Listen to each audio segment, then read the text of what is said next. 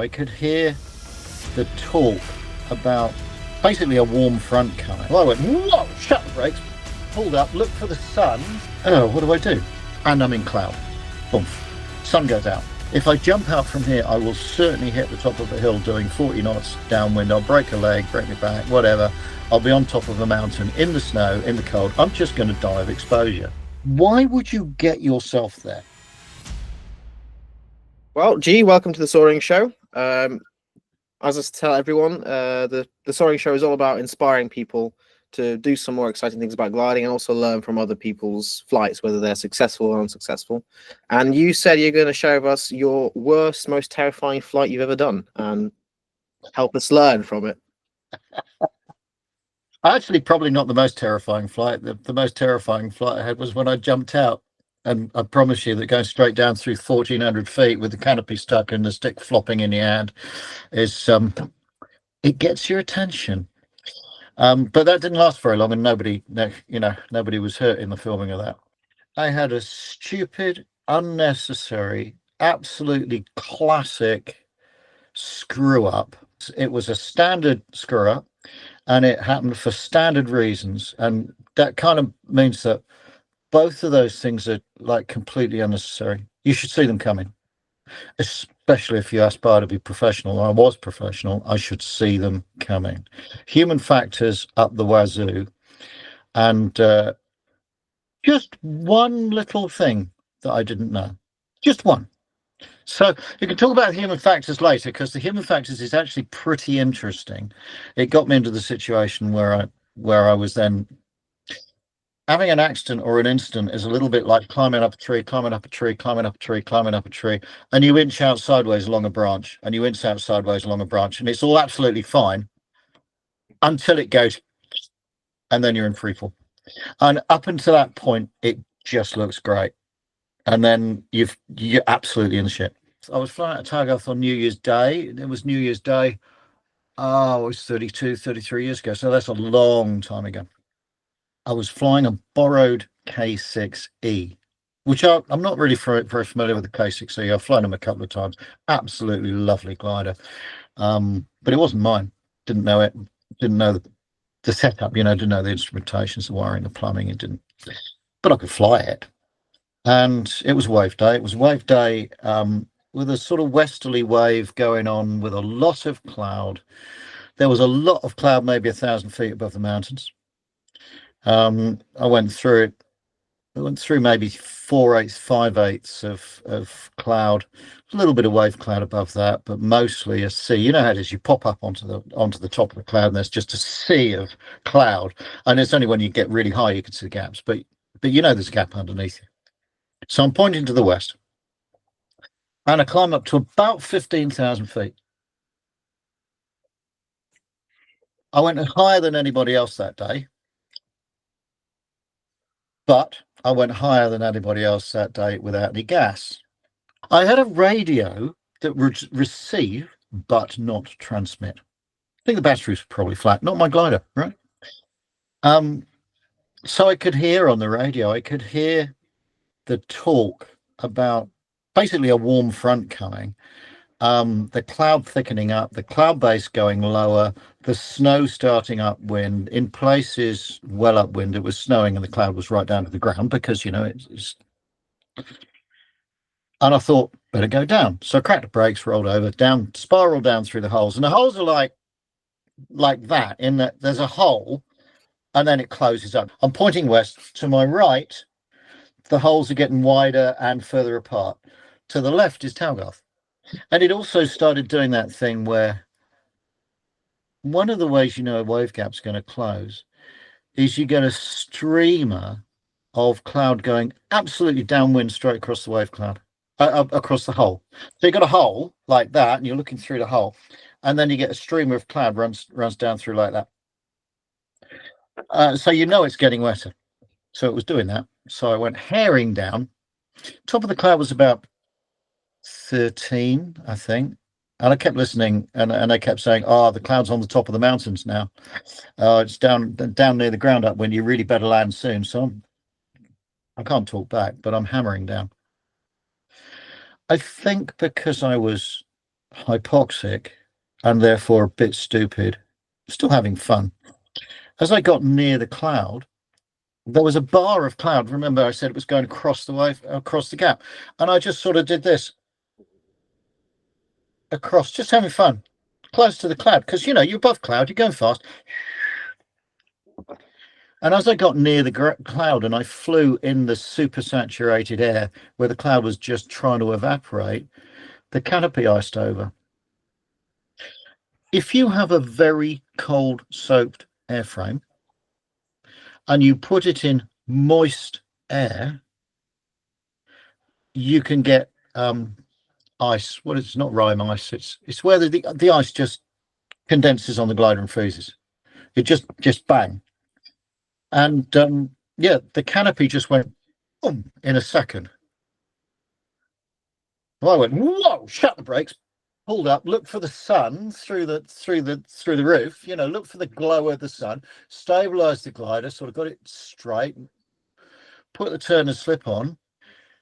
Okay, so now I'm at 13,000 feet. It's nearly 8/8 underneath. I was letting down through a slot. Now I can't see out. I've got a turner slip. I've got a little 57mm PZL turner slip whirring away on a flat battery, probably. And think, oh, what do I do? So think about this. It's blowing about 40 knots on the hilltops, maybe 25 on the ground at Talgoth. You're flying a K6. You're stuck above cloud. You can't see out. I could open the DV panel, which is a little peel, and I could see that way. But I'm at this end of the slot, pointing that way. So if I turn so I can see to look down the slot, I'm immediately going to go back into the cloud, immediately going to go downward as well. So I didn't really want to do that. And I'm sort of thinking, well, maybe I could track right and then lean it right over. And I'm in cloud. Boom. Just sun goes out. So now you're in cloud. You're going a bit sideways, turning a bit, going down through about 12,000 feet. The mountains are at about 3, something like that. You're above. I was above the in the wave, just forward and above the Hay Bluff area. The Black Mountains. I can't remember what the number is, but they're high enough. Cloud is on the top of them or below them. So at this point, I'm starting to get really rather scared. As soon as I get inside the cloud, the ice goes off the canopy because it's warm inside the cloud, warmer than outside. So the ice melts, and it's producing snow. So I'm in a snowstorm inside the cloud, and the snow's doing this, which is kind of disorienting.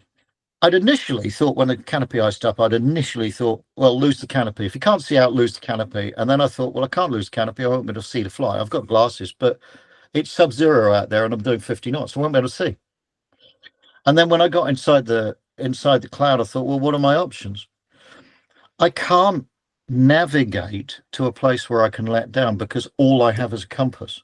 I don't have a GPS. This is 33 years ago. So I can keep the thing straight. I can turn it and fly at constant speed. I can let down. Do I turn downwind and run downwind over the top of the Black Mountains, run to the east, southeast, hoping that I clear the mountains before I break out the mountains, hit the ground? And I thought, well, I probably will, but I just won't know. I've got about 40 knots at my chuff. I'm high enough to do that if it goes right. But if I don't get that right, I'm going to hit the ground, come out of cloud, hit the ground going downwind, and I'll be doing 50 knots, and the wind's 30, 40 knots at 200 feet above the ground, so that's going to kill me. So that won't work. And then I thought, should I run out to the right? Should I turn right, go northeast, go along sort of from Talgarth to Hay Bluff direction, where the cloud's less? Is that, well, of course, your range is less. And if you're flying a wave sink, you're tracking parallel with a wave sink. And I challenge you to fly in the wave and find the lift in the wave when that's going on. Am I going to hit the ground coming out of cloud going really fast? There's a possibility. Do I jump out? I did think very seriously about jumping out. And I thought, well, 1, it's January the 1st. 2, I'm in the mountains. 3, it's snowing and blowing 40 knots on the hilltops. If I jump out from here, I will certainly hit the top of a hill doing 40 knots downwind. I'll break a leg, break my back, whatever. I'll be on top of a mountain in the snow, in the cold. I'm just going to die of exposure. I've got no beacon. I've got no radio that transmits. I think we had mobile phones. I think I had a mobile phone. It was a Nokia brick or something. So there's only one thing I could do, which is point it into wind, fly slowly, and open the brakes. So I'm letting down and it's getting darker and I am scared witless because I know what's going to happen. I'm going to fly into the ground in the cloud. And that's going to, if it doesn't kill me, it's going to really hurt. And then I'm going to be stuck on top of the mountain with a broken leg or whatever. And I've got no comms. I've got a little mobile phone, but I've got no comms otherwise. The radio isn't working. I can't broadcast a mayday or a pan. I can't call D&D and ask for a steer. Can't do any of that stuff. The radio's not transmitting. And that's like a big mistake. But hey, you don't get into these situations when you do it right. You get into these situations when you do it wrong. So obviously it worked out. I dropped out of the bottom of the cloud with the brakes open doing 45 knots, and I was just in front of the ridge in the Cumdee Valley, which is the valley sort of goes, I think it's sort of south of Targarth. Anyway, unlandable valley with a big ridge on it. I was in the Cumdee Valley and I sort of turned the glide and looked behind me. Like, Christ, the ridge is in cloud. And you got the top of the ridge here and you got the cloud. You get this little 50-foot gap that you can see through because of it's just something to do with the temperature profile. It wasn't sitting on the hill. It was just sitting 50 feet above the hill. How high is the hill, do you remember? Oh, it's about half a K behind me. And how high was it? It's a number which is on the order of 27, 28, 3,000, something like that. I'm not sure exactly how high that hill was. And I was, well, obviously the same height when I dropped out of the cloud, pretty much the same height as the hill. The hill wasn't completely hidden in cloud that you could see along the top. So I might have just got away with it, dropping out and going, whoa, and pulling out and landing. Might have done. But the really scary thing was the snow shower. The snow showers were coming through, and the snow showers were coming right through on the wind. And in the snow shower, the cloud base was like 500 feet above sea level or 1,000 feet above sea level. It was like right down at the bottom of the valley. So I initially sort of turned right because I knew where I was. As soon as I saw it, I know I Talgoth that way, turned right and realized that the snow shower was coming through the valley and it was cutting off the valley in a diagonal swathe with the cloud. Well, you can't fly in it. This cloud's right down to the ground. So that wasn't going to work. So I turned tail and I ran along the ridge in slight lift with the wind skew whiff on the ridge and ran into, I think it's the Usk Valley that you run into out the Cumdee. There's a big valley in it. I think it's the Usk Valley. Thinking, I'll go find somewhere to land because obviously the weather's shit. I need to find somewhere to land. So I went off downwind, maybe 7 or 8 minutes of running downwind out of the valley, and I found this field to land. And then the next fright comes up because I'm like, the next fright comes up, which is I fly the circuit and I turn finals. And I don't know how much bloody wind there was, but I turned finals in a K6 doing about 60 knots, 70 knots. And it just stops over the ground. It just stops. It's not going anywhere. And there's a line of trees and it's not going anywhere. So I do the only thing that seemed to be a good idea, which was to shut the brakes, put the stick forward, put it right on the ground, 5 feet above the ground till the trees came up, zoom over the trees into the field, boom, stop. And I'm just sitting there. Anyway, so I sat in the K6 and I couldn't actually get out. It wasn't sensible to get out because the glider was going bang, bang, bang, bang, bang. And so I got my little mobile phone out of my pocket and called Annie and said, I'm in a field somewhere around here. Come and get me. But I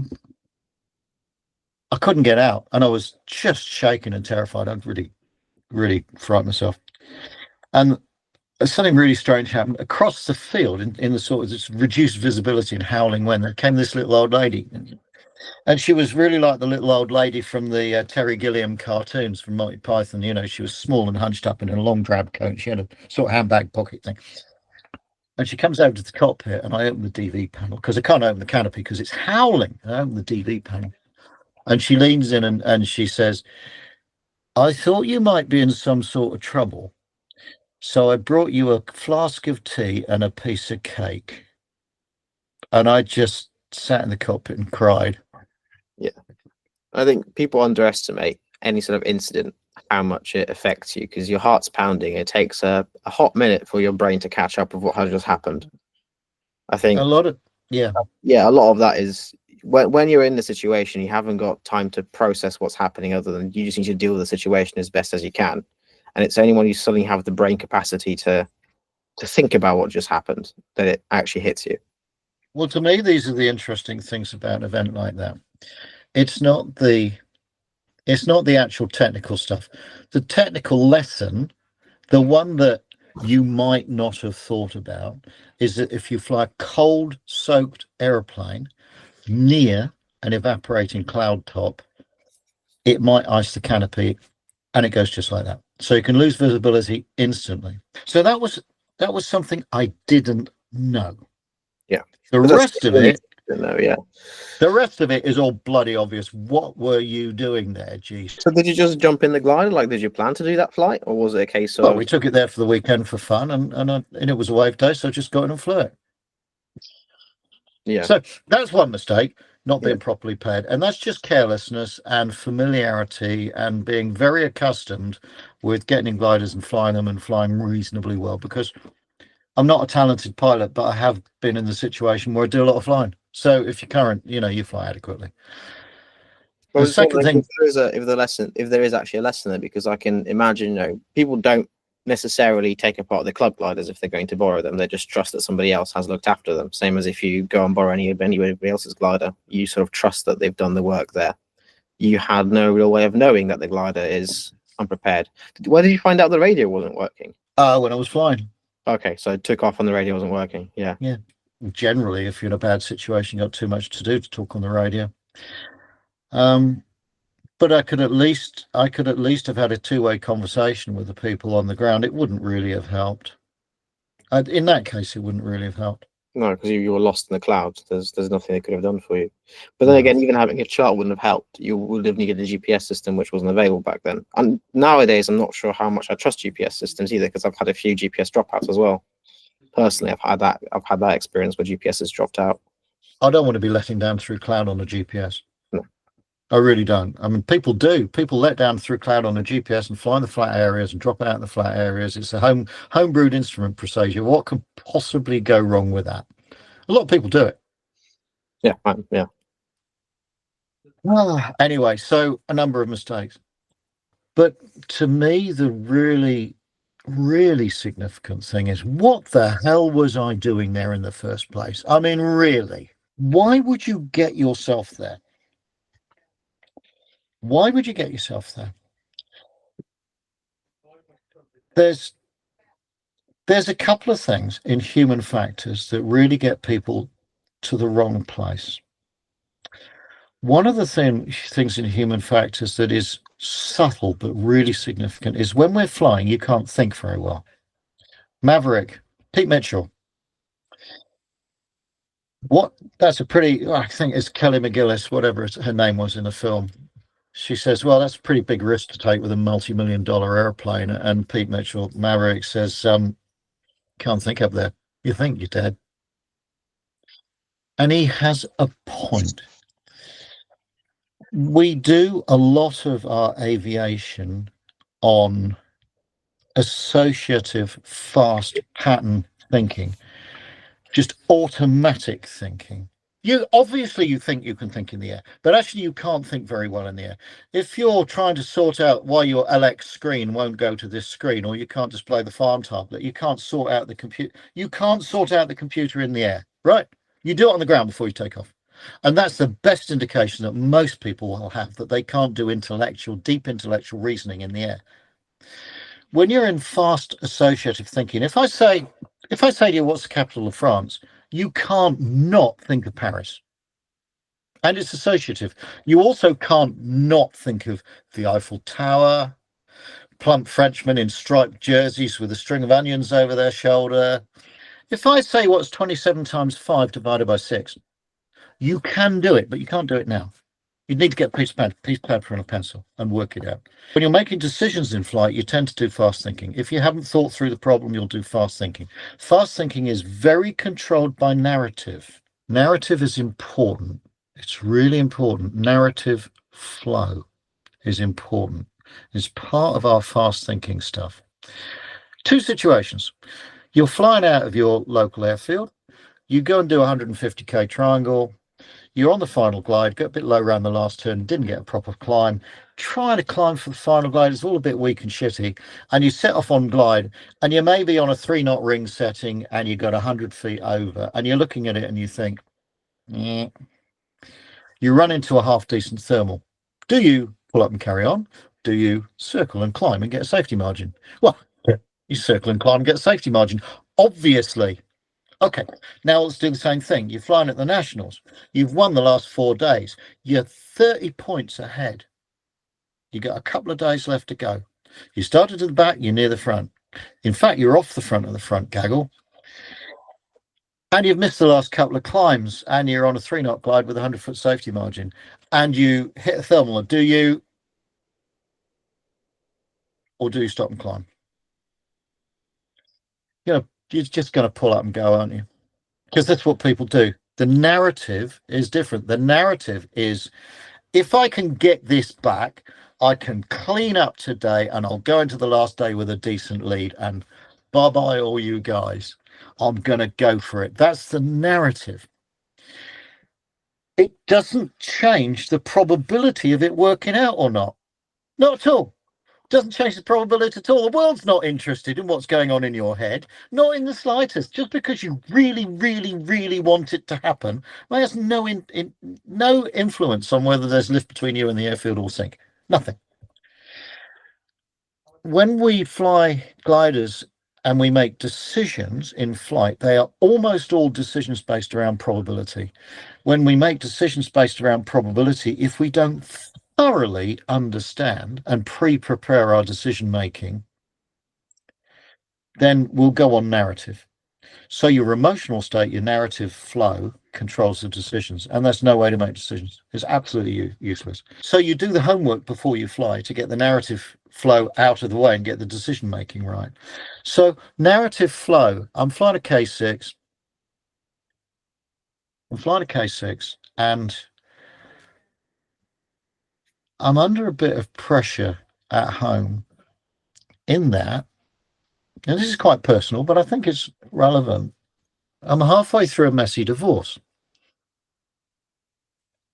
And I'm halfway through a messy divorce primarily because I'm a rather impecunious glider pilot with not much future. I'm focused on flying gliders. I'm not making much money. I'm living in a caravan. I haven't got a job. And my wife says to me, if this is going to work, you're going to have to do a lot less gliding. Well, that was obviously, I don't even need to discuss that further. So I'm halfway through a messy divorce. And I've been on my own for a while, and I have a new girlfriend. And she's really cute. She has access to a K6, but what's more, she's like really cute. But she's very wealthy. She's slick. She's successful. She's well dressed. She's thoroughly professional. Has a really good job in London. And I'm like, I'm living in a fucking caravan in Lasham and I haven't got a job or any money. So there's a bit of personal pressure, a bit of self-esteem, and I'm actually chasing a job. What was I chasing? I think I was in the process of chasing Lasham CFI. I might have been chasing a national coach, and that's when Graham McAndrew got it. Anyway, I wasn't getting the job, but I was anxious to hear, and really anxious to try and get this job. I was really worked up, really stressed. So I'm in a bit of a place where I feel I have to prove myself. There's pressure to prove myself. And that's the narrative. So when I go through 10,000 feet in a wave and everybody else is going, oh, the weather's not that good, I'll just carry on climbing. I'm going to be the highest person today. And that's the truth of it. That's absolutely the truth of it. Nearly bloody killed me. So, yeah, decision making, human factors, oxygen, lack of preparation, lack of skill with cloud flying. Because if I had more skill with cloud flying, I'd have known that you're not going to do it in these circumstances. You need to be better prepared, and extreme pressure to shine and do really well. All of those set up a situation where I fucked up badly. And in different circumstances, I wouldn't be here talking to you about it. Yeah, I could easily have killed myself. I think the pressure is probably the most important aspect of that, because if you look at the incident, at what point did it go wrong? And it was at the point where you decided to keep climbing. Yeah, was the point I went at about 11,000 feet where I'd go, didn't go, okay, I'm high enough and I know the weather's bad, I'm going down now. Yeah. And when I think back to sort of scary incidents I've had or scary incidents I know of, it's always a case of that the accident happened 10, 15 minutes beforehand. And it was usually some sort of pressure to that decision going to do something. I mean, my CFI refers to it as a push-on-itis. Yes. It's not necessarily just about getting back home at the end of the flight. It's to get to the next thing, to do the next thing, to reach the next goal. And I think that is what blinds us quite a lot. Yeah, absolutely. Push-on-itis.